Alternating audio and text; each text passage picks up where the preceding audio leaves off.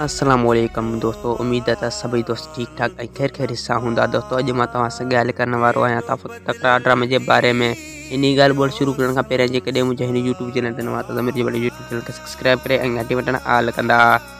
तो सिजावल ख़ान रसनाब खान जे ॻोठ मथां हमलो कंदो ऐं उनखे चारी तरफ़ घेरियो कंदो, जंहिंमें झाशु सॼो ध्यानु सिजाल खान मथां ॾींदो ऐं उनखे पोयां मीर वार कंदो ऐं आशू जे मथां गोली हलाए ऐं आशू खे ज़ख़्मी करे छॾींदो। ऐं रसनाब खान खे पोइ ख़बर पवंदी त आशू ज़ख़्मी थी चुको आहे। पोइ आशू खे अस्पताल खणाए वेंदा ऐं इन फेरिंग जो मुसावा ॿुधी मुसावा अची हिन हमले में ठक कंदो ऐं मुसाबो पोइ उन्हनि जे मथां गोली हलाईंदो ऐं रसनाब खान सिजाल खान ऐं मूसा जे मथां FIR दाख़िल कराए छॾींदो आशू जे बदिले में।